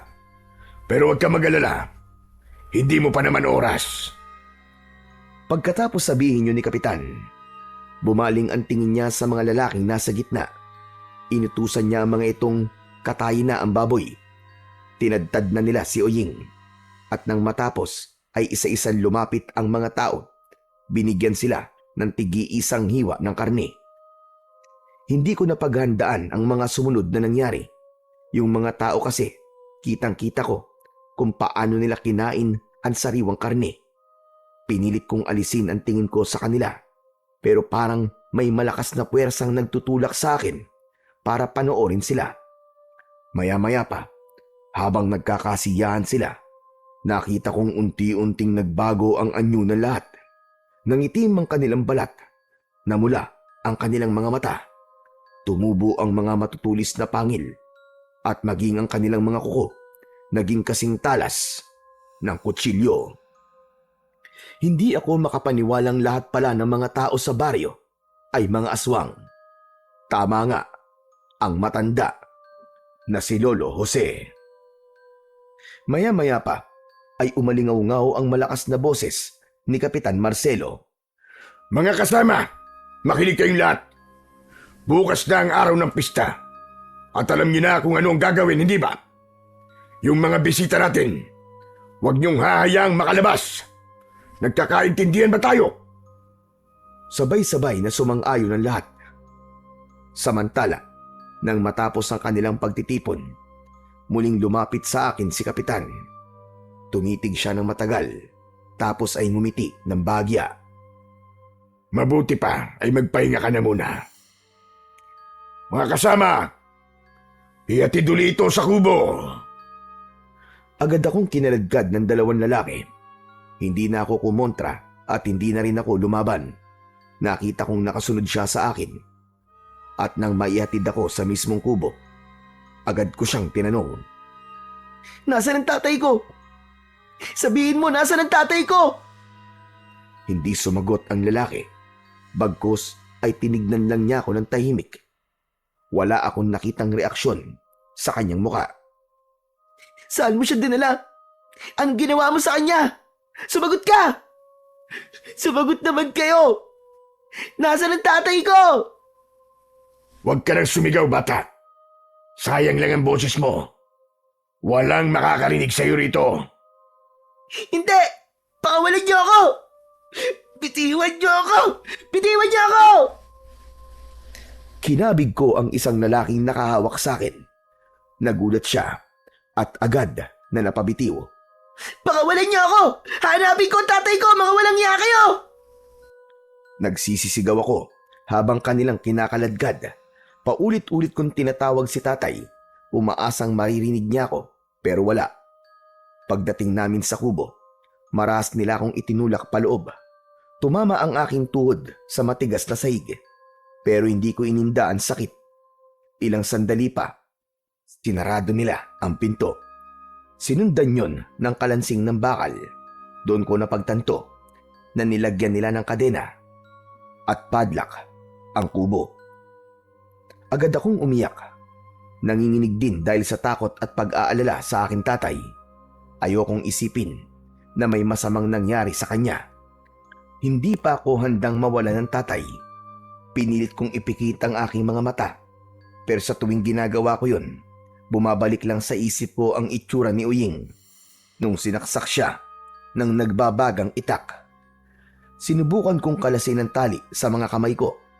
Ginamit ko ang tuhod at ngipin ko para makawala pero sobrang higpit. Lalo lang nagdugo ang pulso ko sa kakapilit. Hindi ako pwedeng manatili dito. Hindi ako pwedeng mamatay dito.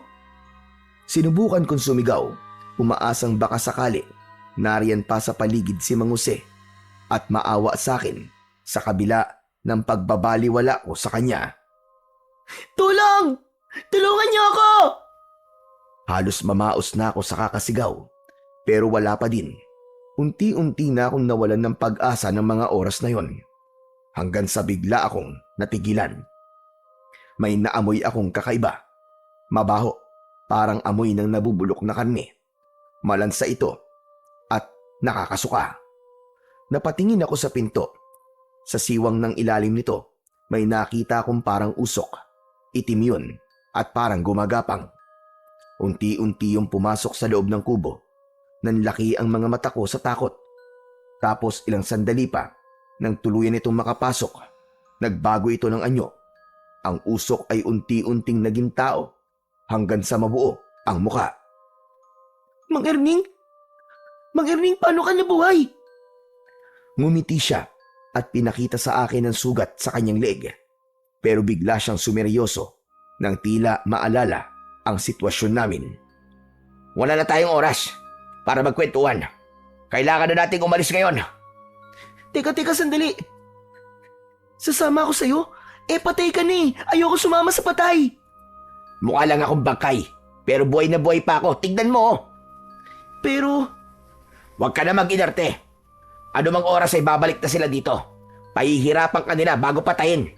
Kaya tara na. pero paano ka nga nabuhay? Ang kulit mo naman bata ka. Oo na, ikikwento ko na. Hindi nila ako tuluyang napatay. Akala lang nila. Ayan, nasagot ko na. Kaya tara na. Sumama ka na. Agad niyang inilapit ang sarili niya sa akin at sinimulang kalagi ng tali sa kamay at paa ko. Agad ako nagpasalamat kay Mang Erning. Wala yon, maliit na bagay lang. Alam mo, kaya ko lang naman nagawa yon dahil gusto kong gumanti sa walang hiyang kapitan na yan. Sobra yung ginawa niya sa akin. Mabuti na lang at tinulungan ako ni... basta. Halika na, dali. Pagkatapos niyang kalagan ng tali, lumapit siya sa bintana at binuksan yun. Nakalimutan pala itong lagyan ng padlock. Maingat niyang tinanggal ang baras na nakasuksok at binuksan ng daan palabas. Bilisan mo, baka maamoy nila tayo. Pero, Wala nang pero-pero, halika na. Sigaw niya, sabay hila sa braso ko. Kung gusto mo pa mabuhay, sumunod ka sa akin. Agad siyang tumalon palabas. Malakas ang pintig ng puso ko, pero wala na akong mapagpipilian. Lumundag na rin ako. Pagbagsak ko sa lupa, ay agad niya akong sinenyasan na yumuko. Nagtago kami sa mga damo at likod ng mga puno. Biglang tumigil si Mang Erning at nakinig sa paligid. Hindi maaari ito. Hinahabol nila tayo. ano? Napalingon ako. Totoo nga ang sinabi niya. May mga grupo ng aswang ang papunta sa direksyon namin. Mas binilisan pa namin ang aming pagtakbo hanggang sa bigla siyang sumigaw. Dito tayo, tara! Ngunit bago pa man kami makalayo, isang aswang ang mabilis na sumulpot mula sa kanan. Lumipad ito paabante at muntik pa akong makuha. Umalis ka! Takbo! Pero ikaw, paano ka, Mang Erning? Huwag mo akong isipin. Sige na, iligtas mo ang sarili mo. Tumakbo ka na! Lumaban siya sa isang aswang. Sa pagkakataong ito, hindi na ako tumanggi. Mabilis akong kumilos. Mas binilisan ko din ang aking pagtakbo para makatakas. Maya-maya pa ay may narinig akong malakas na pagaspas ng pakpak. Sumiksik ako sa ilalim ng malaking puno. Lumabas ka dyan, Daniel. Alam kong nandito ka lang. Halos hindi ako humihinga dahil sa matinding kaba ko. Pinilit kong huwag lumikha ng ingay. Paikot-ikot sa impapawidang aswang. Hindi siya tumitigil sa paghanap sa akin. Maya-maya lang wala na ito. Dahan-dahan ako naglakad pero malapit na ako sa kalsada. Biglang may humawak sa likod ko. Tapos ay bigla niyang tinakpan ang aking bibig para hindi ako makasigaw. Daniel! Daniel, ako to! Tay, buhay ka! Oo, anak, buhay ako. Napaiyak ako sa tuwa at agad siyang niyakap. Akala ko talaga, Tay. Patay ka na. Hindi, anak. Nagising ako nung sundan mo yung mga aswang papunta sa gubat. Tapos, ano nangyari, Tay? Nakita ko din kung ano ang nakita mo, anak. Si Kap Marcelo. Ang lahat ng mga tao dito. Aswang silang lahat. Kaya nga, Tay. Natatakot po ako. Umalis na po tayo rito. Hindi magiging madali ang pagtakas, anak. Sigurado kung may nag-aabang na sa labasan itong baryo. Mas mapapahabak tayo kung magiging padalos-dalos ang kilos natin. Ano pong gagawin natin, Tay? Sumama ka sa akin. May alam akong ligtas na lugar. Dahan-dahang naglakad ang tatay ko. Tahimik naman akong sumunod sa kanya. Maya-maya pa, may nakita akong aswang dun mismo sa lugar kung saan ako gustong dalhin ni tatay. Napatingin ako sa tatay ko. Medyo kinabahan ako sa kinikilos niya at naisip ko pang baka naman nagpapanggap lang ito para mahuli ako. Aatras na sana ako para tumakbo pero may humawak sa kamay ko. Huwag kang tumakbo. Ito ang pinakaligtas na lugar para sa inyo na tatay mo. Mang Erning? Tama siya. Kaya huwag nang matigas ang ulo mo, bata ka. Mang Jose, nandito ka din? Oo, at nandito kami lahat. Teka. Hindi ko maintindihan. Ano ba nangyayari? Nanlaki ang mga mata ko nang makitang lumalapit ang ilang aswang. Muntik na ako mapatay sa gubat, Daniel. Nakita mo naman yun, di ba? Oo. Ako nagligtas sa kanya sa tiyak na kamatayan. Po, paano niyo po yung ginawa, Tay? May alam ako sa panggagamot, anak. Hindi ko na sinasabi sa'yo. At itong si Erning, madali lang naman siya gumaling kasi malakas ang pangangatawan niya. Di lang masyadong halata. Kayo talaga, Mang Mando. Katawan ko na naman ang nakita nyo. Nagbibiro lang naman ako, Erning. Pero malaki po ang pasasalamat ko sa inyo. Utang ko po ang buhay ko sa inyo. Wala yun. Maliit na bagay lang. Teka, sandali. Pero bakit po magkakasama kayo? Kayo po, Mang Jose. Alam niyo po bang nandito si tatay nung inaaya mo akong tumakas? Hindi pa.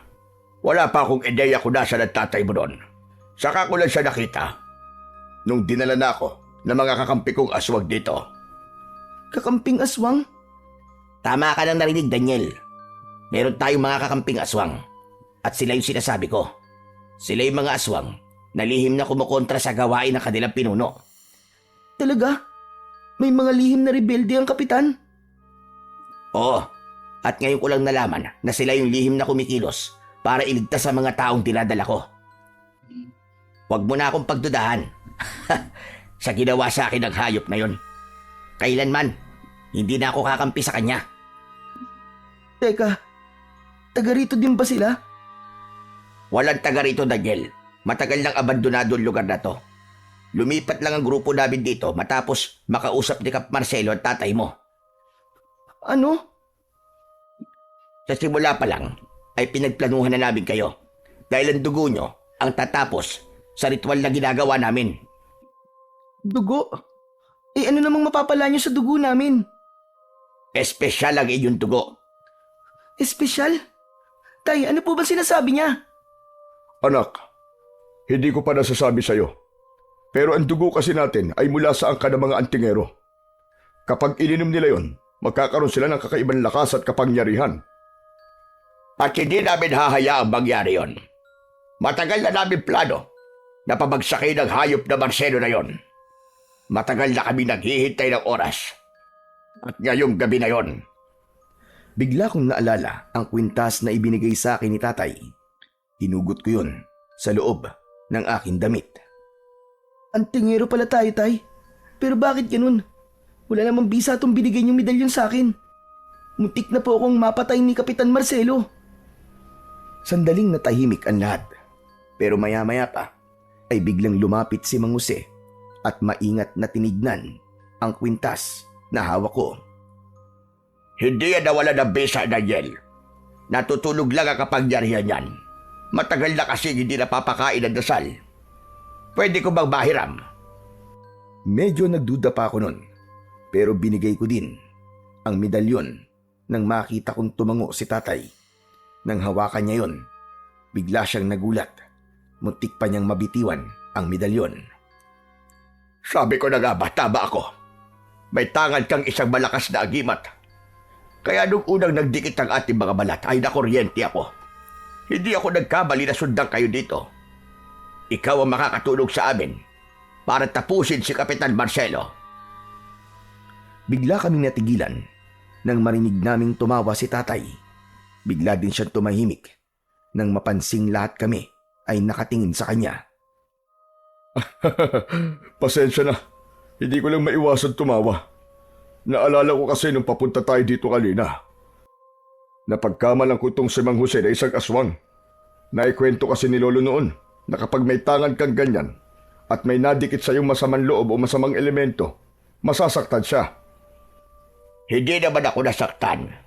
Nagparamdam lang sa akin ang medalyon. Kaya niya ako kinuryente. Pasensya na kayo, Mang Mando at Daniel. Yung palang mga kinikwento ko sa inyo tungkol kay Mang Jose. Lahat yun ay kasinungalingan. Liban dun, sa namatayan siya ng mga kapamilya. Hindi siya mangkukulam. Ang totoo niyan ay isa talaga siyang magaling na antingero. Nakilala namin kumakalaban sa grupo namin. Sabi ko na nga, be. Parang may mali kasi sa kwento mo. Oo, Daniel, aminado ako. Gumagawa lang naman ako ng kwento. Ayoko kasing mabulilyaso ang misyon ko nang dalhin ko kayo kay Marcelo. Pero nagbago na ako. Sawa na akong magpaalipid sa kanya. Mabuti at nasa panig ka na ngayon ng tama. At ang misyon natin ay pabagsakin ng tuluyan si Kapitan Marcelo. Tama yan. Sama-sama natin pababagsakin ang paghahari ng aswang na yon. Pagkasabi nun ay pumikit ang matanda at sinimulan niyang bigkasin ng orasyon. Habang ginagawa niya ito, ay nakita kong biglang lumakas ang hangin. Tapos ay biglang nagliwanag ang medalyon. Wow! Ang ganda! Nagliliwanag na po siya, Mang Jose. Tama ka. O eto, isuot mo na. Pwede mo na yung gamitin bilang sandata laban sa mga aswang na katulad ni Marcelo. Maingat kong kinuha ang kwintas at isinuot ko yon sa aking leg. Paglapat na paglapat nito sa aking dibdib, ay may naramdaman akong banayad na kuryente na dumaloy sa aking ugat. Ngayong gising na kapangyarihan ng medalyon, may isa lang sana akong ipapakiusap sa iyo. Ano po yun, Mang Jose? Kung masasama ka sa laban, tandaan mo ito. Tanging mga aswang na may pulang bata lang ang papatayin mo. Sila ang mga kampo ni Marcelo. Pero may kulay asul na mata. Sila ang mga kakampi natin. Sige po, Mang Jose. Tatandaan ko po ang lahat ng yan. Pagkasabi ko nun, ay bigla akong napaigtad nang may maramdaman akong kakaibang init mula sa medalyon. Sinabi ko yon kay Mang Jose. Isang masamang babalayan. Mga kasama, parating na sila. Handa na ba kayo makipaglaban? Oo, Mang Jose. Handa na kami. Kasabay ni Erning ay sumigaw din ng pagsang-ayon ang mga kasama naming aswang. Maya-maya pa ay narinig na namin ang malalakas na alulong ng mga aswang. Meron ding malakas na pagaspas ng pakpak sa itaas. Nagsipaghanda kaming lahat. Ilang sandali pa ay biglang bumulusok pababa si Marcelo. Matikas ang tindig nitong tumayo sa harap namin. Sa wakas, nagkita-kita din tayo mga traidor. Kasabay nito ay nagsidatingan din ang kanyang mga kampon. Agad na nagsimula ang labanan. Nagbanggaan ang dalawang uri ng mga aswang. Parehas silang mababangis. Parehong ipinaglalaban nila ang kanilang mga buhay. Daniel, gamitin mo na ang medalyon mo! Madali ka! Nang marinig ko yun, ay agad kong hinawakan ito. Hindi ko alam kung paano, pero bigla na naman itong nagliwanag. Pumalat ang liwanag sa paligid ko at tumama sa unang aswang na sumugod. Napaatras siya, nagsisisigaw at unti-unting natunaw ang katawan hanggang sa naging abo. Sunod-sunod na sumalakay ang mga aswang sa akin, pero lahat sila hindi umubra sa liwanag ng medalyon. Lahat sila ay namatay. Galit na galit si Kapitan Marcelo nang makita ang aking ginawa. Dahan-dahan akong lumapit sa kanya at nakipagsukatan ng tingin. Maigpit ang hawak ko sa aking medalyon. Wala akong sandatang dala, kundi ang liwanag lang na galing dito. Akala mo ba ay matatalo mo ko, bata? Susubukan ko! Tatalunin kita, Marcelo! Huwag kang masyadong mayabang! Biglang kumilos si Kapitan Marcelo. Mula sa kanyang katawan ay lumabas ang makapal na usok, itim na itim. Kumalat ito sa paligid. Ang bawat madaanan ng usok, kakampi man o hindi, ay biglang napapahawak sa kanilang dibdib. Bumubula ang bibig at bumabagsak sa lupa.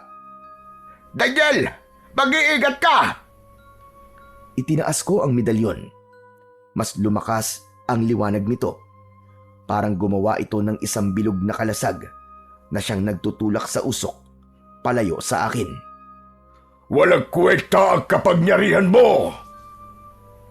Itinaas ng pinuno ng mga aswang ang kanyang mga kamay. Dahil doon ay mas kumapal pa ang itim na usok. Nagsimulang manghina ang ilan sa mga kasama naming aswang. Kahit si Mang Erning ay napasigaw habang tinatakpan ang kanyang muka. Hindi! Hindi maaari ito! Naramdaman ko ang alinlangan sa sarili ko ng mga oras na yon.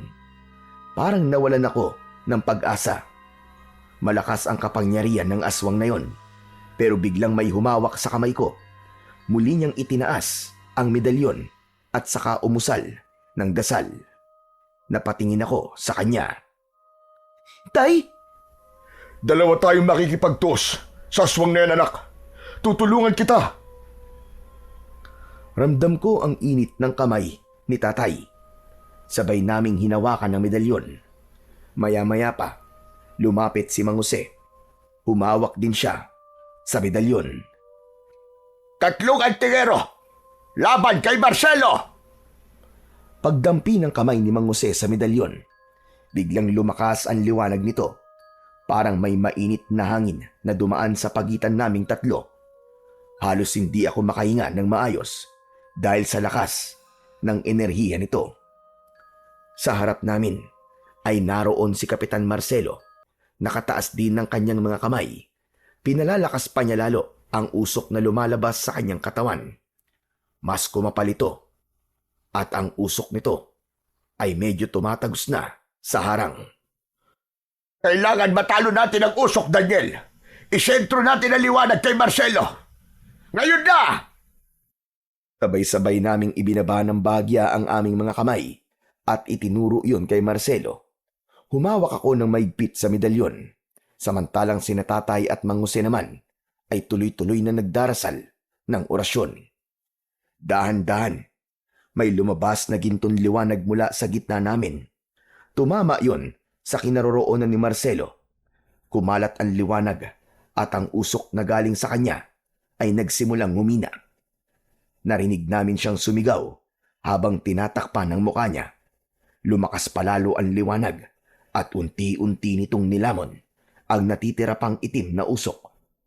Agad na nagsitakbuhan ang mga kakampi ni Marcelo. Nang mawala na ang liwanag, nakita kong wala na si Marcelo. Wala na rin ang nakakalasong usok nito. Tanging abo na lamang ang naiwan sa lupa. Tapos na! Patay na si Marcelo! Patay na siya! Nanalo tayo, mga kasama! Nang marinig namin ang sigaw ni Mang Jose, nagsigawan din ang mga kasama namin sa tuwa. Si tatay naman ay napaupo na sa lupa. Agad ko siyang nilapitan. Tay, kumusta po kayo? Ayos lang po ba kayo? Ayos lang ako, anak. Pagod lang ako. Pero masaya ako, anak. Sa wakas, makakauwi na rin tayo. Umupo ako sa tabi niya. Pareho kaming tahimik. Pareho ding hinahabol ang hininga. Ilang sandali pa, lumapit si Mang Jose sa amin. Tapos na ang misyon namin. Salamat sa inyo. Wala kang dapat ay pagpasalamat sa amin, Mang Jose. Dahil kung wala ka, baka hindi namin kinaya ito. Mukhang talagang nakatadhana na magkikita-kita tayo dahil tayong tatlo pala ang makakagapi sa hayop na Marcelo na yon. Tapos na po talaga, no? Wala na pong mga aswang? Oo, Daniel. Makakauwi na kayo ng tatay mo. Pero paano po? Sira po yung sasakyan namin. Daniel, ano kasi, ang totoo niyan, ako sumira ng sasakyan nyo eh. Pero, kaya ko namang ayusin yon. Akong bahala. Ano? Ikaw ang sumira ng sasakyan namin? Pambihira naman yan, oo. Napakamot siya sa ulo. Parang batang nahuli sa kalokohan. Napangiti na lang si tatay at nag-aya ng pumunta sa baryo. Lumabas na kami ng gubat. Pagdating sa baryo, agad na inayos ni Mang Erning ang sasakyan. Hindi nagtagal, umaandar na yon. Aba, ayos ah. Magaling ka palang mekaniko. Opo, dati po ako nagtatrabaho bilang mekaniko doon sa bayan. Bago ako naging kampo ni Marcelo. Siya nga pala, sandali lang ho. May kukunin lang po ako saglit. Umalis si Erning. Pumasok ito sa bahay na tinuluyan ni Kapitan. Paglabas niya ay may dala na itong isang malaking bag. Ibinigay niya ito sa amin. Teka. Para saan to? Sa inyo na po yan. Hindi po namin niya magagamit dito eh. Agad na binuksan ni tatay ang bag at nakita naming maraming pera ang laman nun. Agad na ibinalik ni tatay ang bag kay Mang Erning, pero tumanggi na itong kunin ang bag. Maging si Mang Jose ay sinabing sa amin na lamang ang pera. Naku, salamat. Maraming salamat sa inyo. Napakalaking biyaya nito. Matapos yun, ay nagpaalam na kaming dalawa. Pinaandar na ni tatay ang truck. Habang umaandar, tanaw ko sila. Kumakaway sila sa amin. Tay, mabuti na lang po at nakaligtas tayo. Oo nga anak eh. Ngayon, pwede na tayong magsimula ulit. Ngumiti kaming pareho. Tapos na ang bangungot. At kung meron man akong dapat na ipagpasalamat, yun ay ang kaligtasan namin ni tatay. Pagdating namin sa aming baryo, wala kaming inaksayang panahon. Agad kaming naligo at nagbihis. Pumunta kami sa simbahan. Tahimik kaming nagdasal at ipinagpasalamat sa Panginoong Diyos ang aming pangalawang buhay. Paglabas namin ng simbahan, hinawakan ni tatay ang aking balikat. Anak, hindi lahat ay nabibigyan ng pangalawang pagkakataon. Kaya mula ngayon, pahalagahan natin ang buhay na to. Opo, Tay. Sadyang mabuti po ang Panginoon sa atin. Naniniwala po ako na ang liwanag na nanggagaling sa medalyon ay galing po sa Kanya. Dahil ang liwanag po na galing sa Panginoon, yun lang po ang kayang-kayang tumalo sa kadiliman. Ngumiti si tatay at tumango. Tama ka dyan, anak. Samantala, pagkalipas ng maraming taon, pagkatapos ng nangyaring bangungot na yon sa aming mag-ama, namuhay na kaming payapa. Ang perang nakuha namin sa Baryo Santo Cristo, ang kalahati nun ay idinonate namin sa simbahan. Ang kalahati naman ay siyang ginamit ni tatay na panimula ng negosyo na may kinalaman pa rin sa babuyan at agrikultura. Nagtayo siya ng tindahan at nagbibenta kami ng mga feeds at gamit sa pagsasaka. Tumutulong din kami sa mga magsasakang walang puhunan.